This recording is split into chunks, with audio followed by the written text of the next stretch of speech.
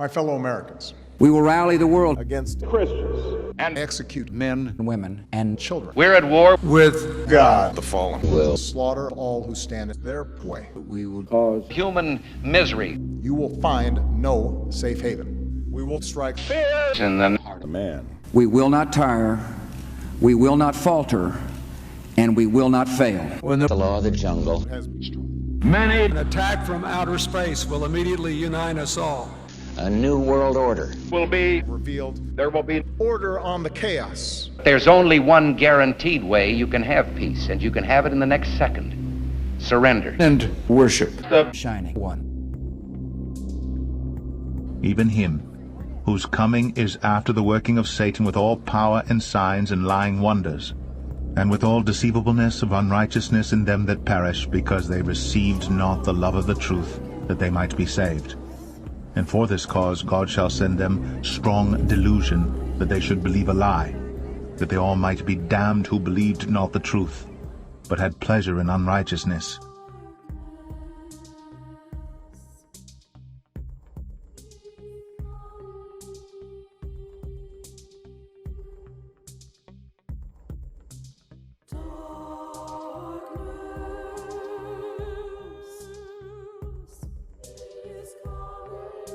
There's never been a phenomenon like this. This is completely unprecedented.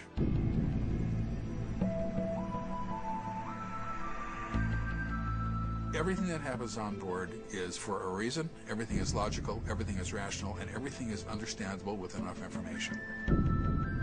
This was not a learning experience, and it wasn't an experiment. They weren't trying to figure out what makes us tick. The evidence suggested that this was a program. There is a reason for this program to be put in place. That's what the evidence clearly points to.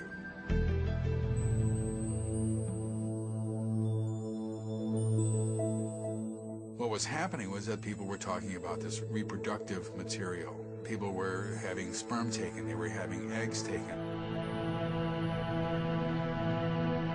People report that they were having embryos injected into them and sometimes retrieved from them.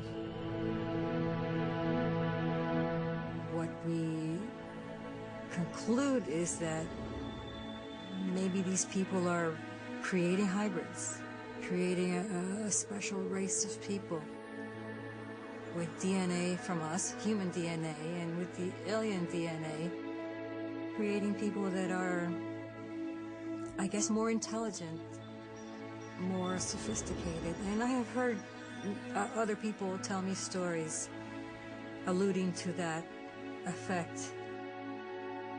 I began to hear accounts of abductees who were taken into a room and their attention would be directed to a screen-like device. And on the screen, there would be a scene of normal human activity. A picnic, kids playing ball, guys standing around a grill, people talking to each other. And they'll hear in their minds, can you tell the difference between you and us? And the person will look at the screen and say, no, everybody looks the same to me, you know. And I'll say, see, isn't that wonderful? Isn't that great? Soon we will all be together. Soon it will be wonderful. Soon everybody will be happy. Now, you hear that once. It's not a pattern. You hear that once, you just discard it. Interesting, who knows? But when you begin to hear it over and over again, then suddenly it has different meaning. This is from other people who are not aware of this testimony. Then I began to have a series of very bizarre accounts, but once again fitting patterns that people were saying, where they know that in the future they have a job to do. These are abductees. And the job is to stand on the corner, and when panicked people come by to tell them, it's okay, everything is all right, just keep moving this way, and they would practice that. And they would sort of do that, and they knew that in the future this is what they would have to do. And then I began to understand that what they were telling these abductees, what these beings were telling these abductees, is that ultimately this is an integration program into the society, not with gray aliens most likely, but with these hybrids who look quite human. For years and years and years, people come and say, oh, well, are adult hybrids walking among us? And the answer is absolutely not. There's no evidence whatsoever that that's the case. But the evidence that I've been getting recently in terms of the goals of the program is that that might be the case. I don't really know yet. It's possible. And I am embarrassed even to say that. I'm embarrassed.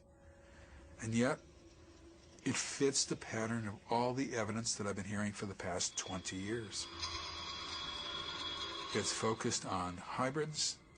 The reproduction is to reproduce hybrids. And it does appear to be an integration program, as crazy as that may sound. This is a technologically superior society by definition that we are seeing. And everything that is described is technologically superior. That is not the problem. The problem is that it's neurologically superior as well. They can control us neurologically, and they can do it from a distance. That makes them superior. And the question is, how do you stop a superior species from integrating, from doing what they want to do? I don't know the answer to that. If it was a matter of shooting bullets at them or anything like that, there'd be no problem. But the problems are much more difficult than you could ever imagine, and this will never be accepted as a reality until it is real, and then it's too late. I'm very, very not optimistic, shall we say, about the future of this. I fear for the future of my children, both of whom are in their 20s now, and I just think that they're not going to have a future the way they think that they are, in the way that I had hoped that they would. I'm very pessimistic about it. I fear for the future. Time is ticking by, and I can feel an explosion inside. And time is ticking by, and I can feel an explosion inside. As in the days of Noah, as in the days of Noah, they'll be drinking, marrying, laughing. As in the days of Noah, what a fool, they say, to build a boat on sand. What a fool, they say. It's never rained before. It's never rained before. It's never rained before. As in the days of Noah, so it will be in the coming of the Son of Man. And what a fool, they say, to fast and pray. And what a fool, they say, come on, it's been 2,000 years. Do you really think that he's coming? Come on, let's just get real. But remember this first, that many, many, many scoffers will come. And when the rain starts falling, it's too late. It's too late. And when the rain starts falling, it's too late. It's too late. As in the days of Noah, it's never rained before. It's never rained before. It's never rained before. It's never rained before. But one day, 2 days, 3 days gone by, and time is ticking by, and I can feel an explosion inside. People get ready, Jesus is coming. And many, many, many, many scoffers will rise in that day, and they'll say, it's never rained before. It's never rained before. It's never rained before. It's never rained before. It's never rained, rain, go away. Hide me from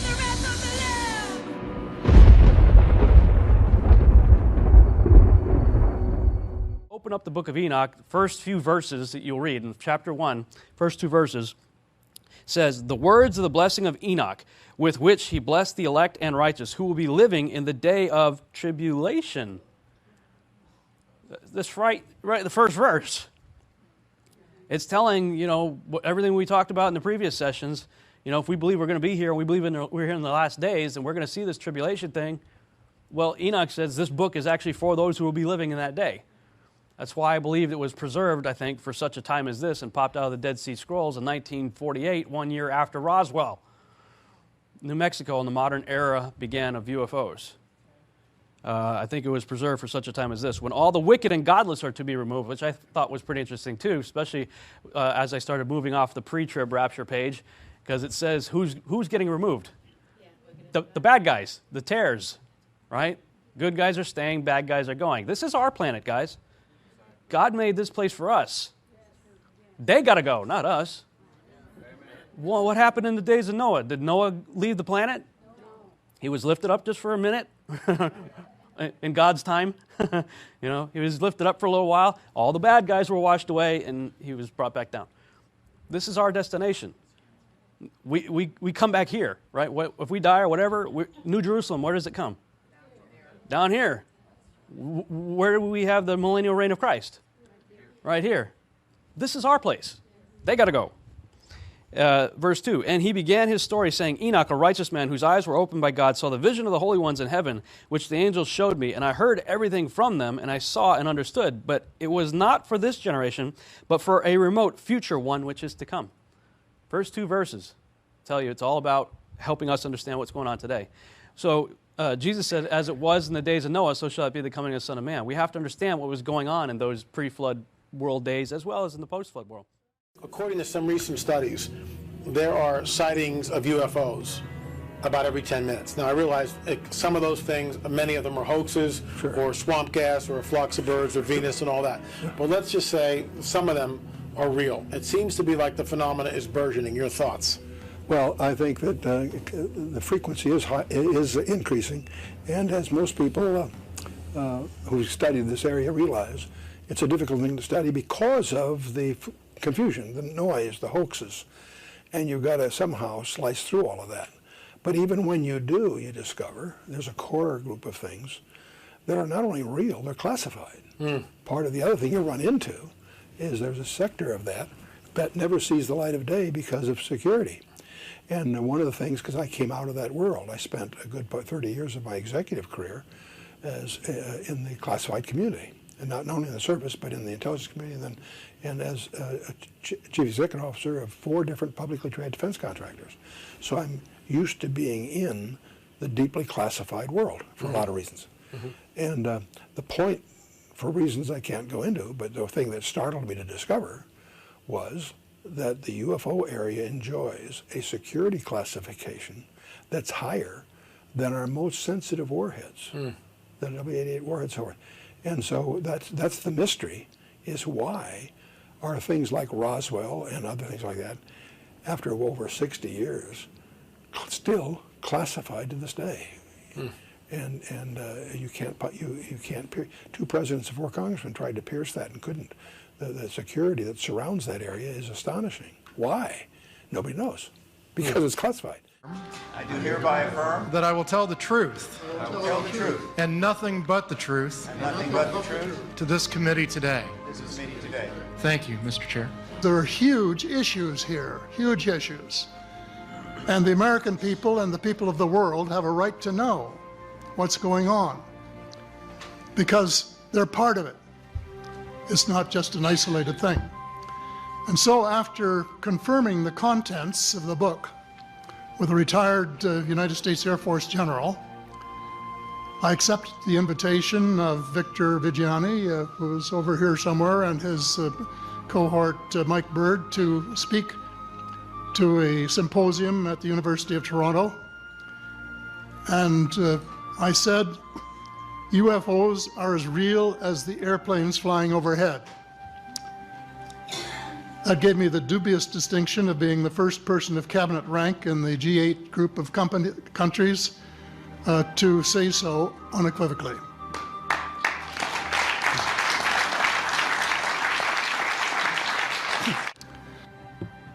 I, with my surgical team of medical specialists, performed 16 surgeries for the removal of foreign objects from those individuals who allege alien abduction. The individuals involved in this study all presented with no noted portal of entry for any of the objects that were removed.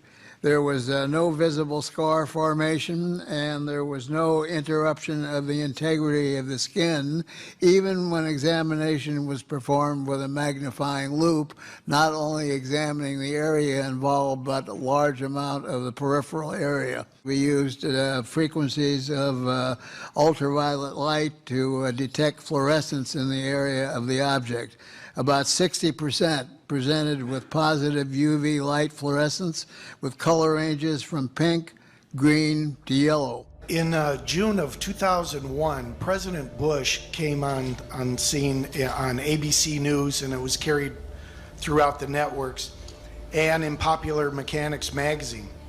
He had with him a general from the Air Force, and he was announcing that the general was going to be the head of a new military force called the Space Force. And they were going to build this force and also put a military base on the moon. Now, nobody questioned him on why, what was the purpose for that.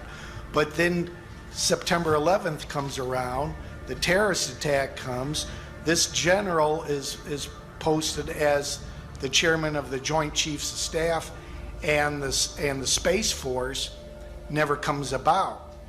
The question I have still, why did he want to create a new military force for outer space unless there's a threat? We have one.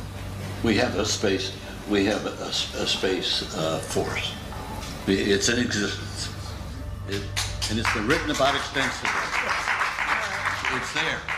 One more observation before I begin what I want to say, and that is that we spent quite a bit of time talking about the 66-year-old cadavers, and I was glad to have Linda this morning finally say that there are live ETs on Earth at this present time, and at least 2 of them probably working with the United States government.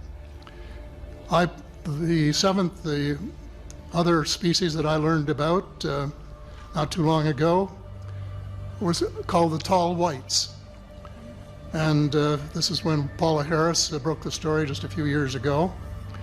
And through her good offices, I had the chance to talk for about 3 hours with former Airman Charles Hall and listen to this absolutely fascinating story of how he was working with, first of all, he was scared out of his skin, but after that, when he got to know them, how he was working with, and finally they became to trust each other and have a good working relationship with the tall whites at the gunnery range at Indian Springs in Nevada.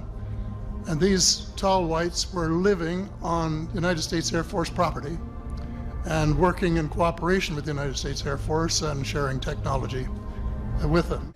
There are many pieces of evidence that indicate that this is known about, that there was an agency set up by President Truman shortly after the discovery of the crash site at Roswell in 1947, the Majestic 12 group.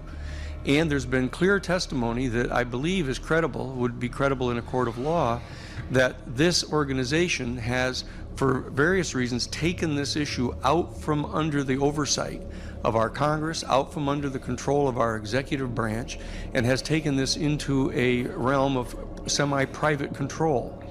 And what you'll notice is that as we come to the last panel of our week together here, the issue tends to turn more and more to that issue. What has happened? What has happened to our country when a national security state seems to have arisen to conceal certain types of information from our people, from our congressional representatives, even from some of our presidents? John Podesta was the key advisor to President Clinton during the Rockefeller Initiative to have Clinton release all the files in the government hands regarding this phenomena.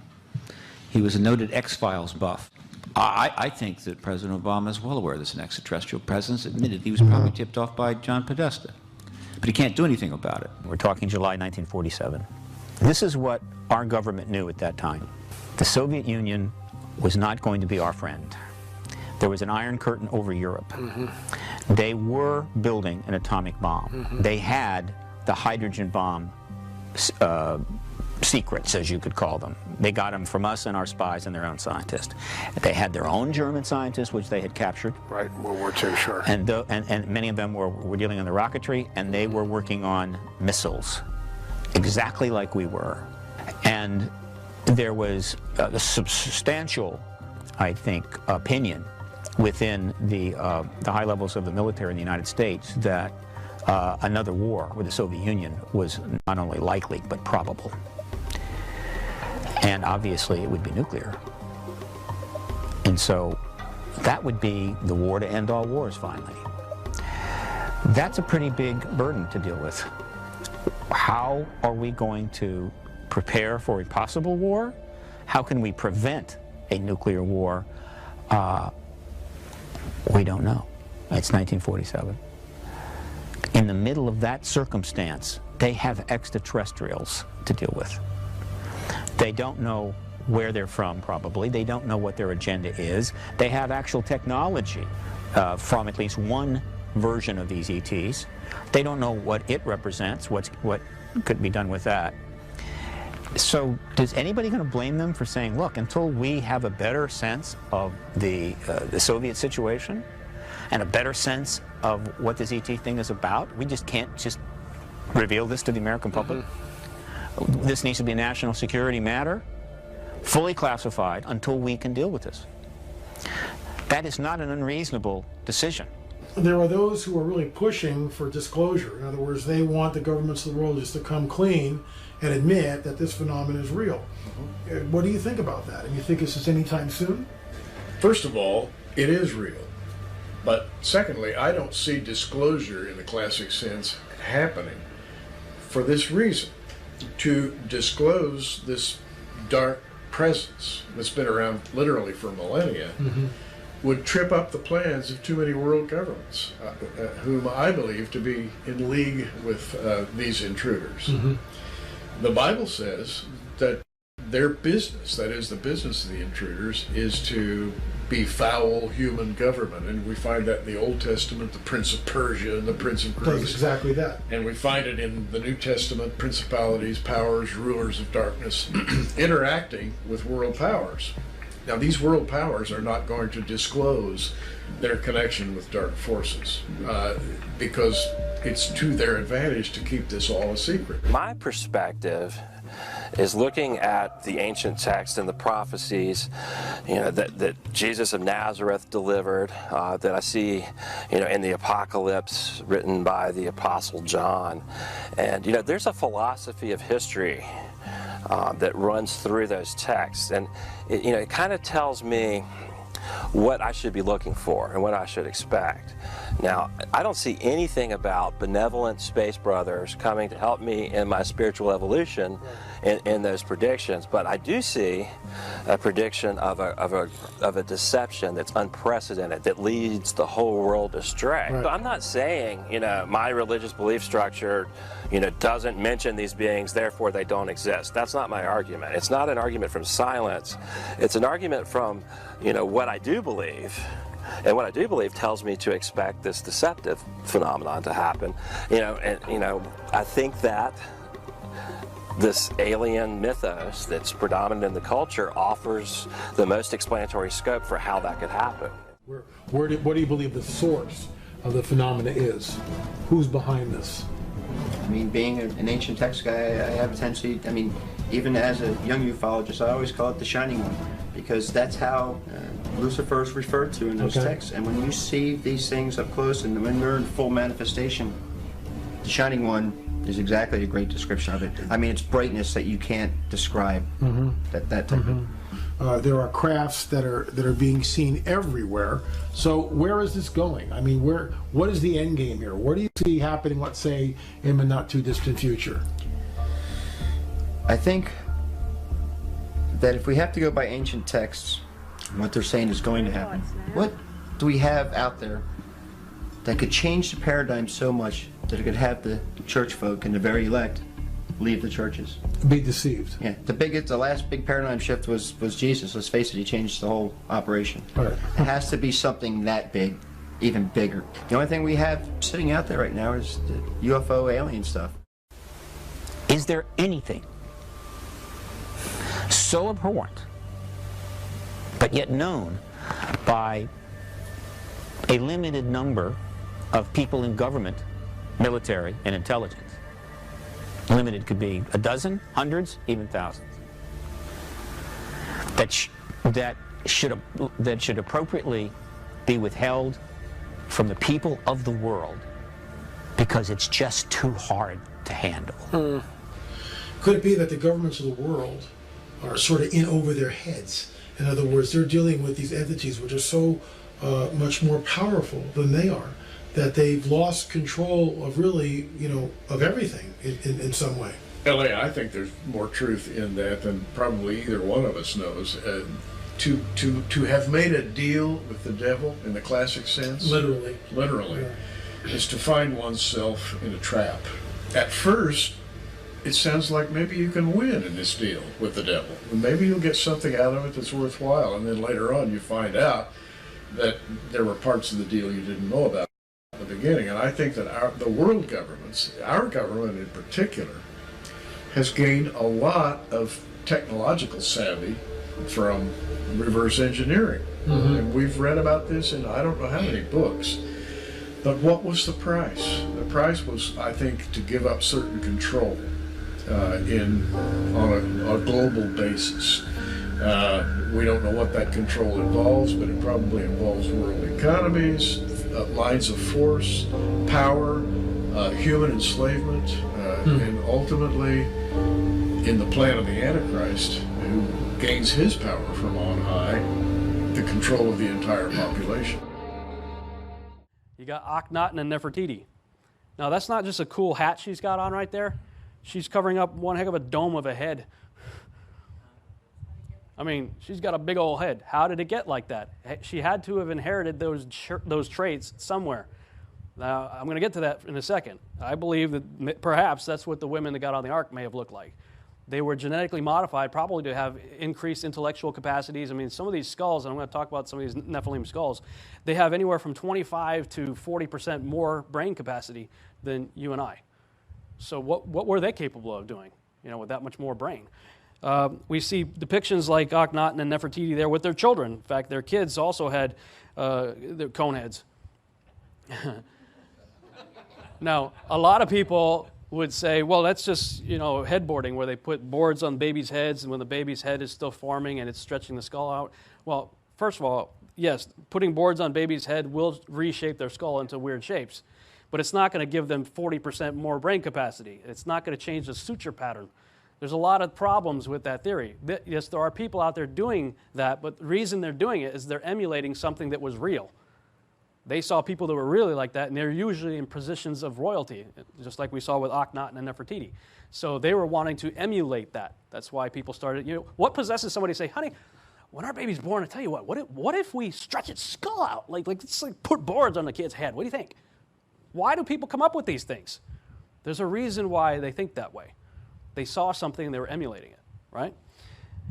Now, a friend of mine that I hadn't talked to in like 5 years was, he used to live here in Texas, Jeff Randall.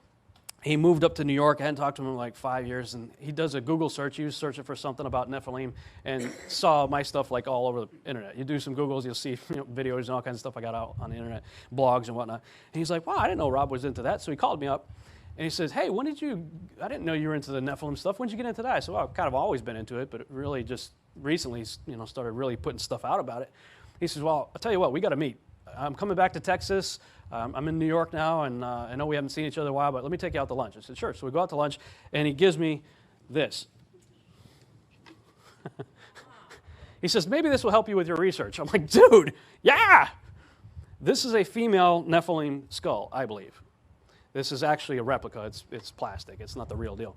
But he knows a woman who had access to the actual skulls in Peru that made a really good cast of this thing and gave it to me. Now, what's really interesting, first of all, the shape of the skull. And I'll show you a picture in a minute that shows a normal person's skull superimposed over it, so you see how much more brain capacity this has. They do tests where they pour like salt or sand or something inside to see what the cranial capacity is, how much it is, like in cc's compared to a normal human skull. And I forgot what this one was. It was somewhere between 20 and 40% more than a regular skull. But you can't see it from back there probably, but we have a frontal lobe, right, and two parietal and occipital plate. Well, this suture pattern is completely different. This has one going this way, and then another one going back this way, and some weird holes up here, and no suture pattern right here like you and I have. Putting boards on somebody's head is not going to change the suture pattern. This person was born this way, and this person inherited those genetic traits somehow. So my speculation is that the women who got on the ark may have looked like that. They had to get the trait somehow, right? Now, here's the difference between a female and a male. These are some of the male skulls that are a lot more robust, larger jaws and sometimes bigger heads and jawbones and whatnot, much more robust. Then news reports started coming out. This was just December of this past year, where they found a bunch of these skulls in Mexico. They said this person unfortunately suffered from cranial deformation. I'm like, yeah, a little more than that, buddy. But they also found some very interesting things. There's a book by David Hatcher Childress and Brian Forrester called The Enigma of Cranial Deformation. And in that book, they give examples of different cases, such as this one right here. Here's a quote from their book. It says, two crania, both of children scarcely a year old, had in all respects the same form as those of adults. The same formation of the head presents itself in children yet unborn, and of this truth we have had convincing proof inside of a fetus enclosed in the womb of a mummy of a pregnant woman. So that's not headboarding. That's a 7-month-old fetus that was found inside the remains of a mummified pregnant woman. And this thing looks like alien. Okay, this creature was born, or is going to be born that way. People were born that way. This is the first, what I call the Home Alone baby. Oh no! I've got a cone head. I mean, look at the size of that kid's head compared to his body. Big, large, very unusual. Now again, this is what I think possibly the wives of Noah's 3 sons may have looked like. And you see on the left, there's you can see like the superimposed image of a normal person's skull over it. So you can see clearly the difference both in shape as well as brain capacity. And then they did some forensics on it and started building it up with clay and stuff to determine what this person may have physically looked like. She may have looked something like that, possibly. And perhaps that doesn't suit your fancy, so well, maybe she looks something like this. Okay? We're still emulating. It's still being that's still emulation. Happy birthday to you. Make a wish. Granny. Hello. Have you done your homework? Adam. Here it comes. On and clashes with ammunition against deserve to get shot. Have a nice day at school. airstrikes on rebel position. We are going to stay. What's happening? Go.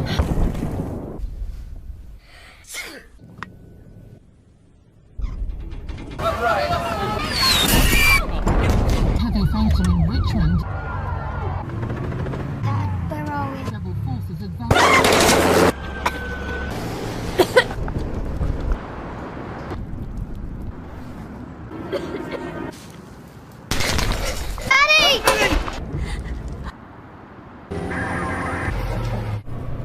Happy birthday to you.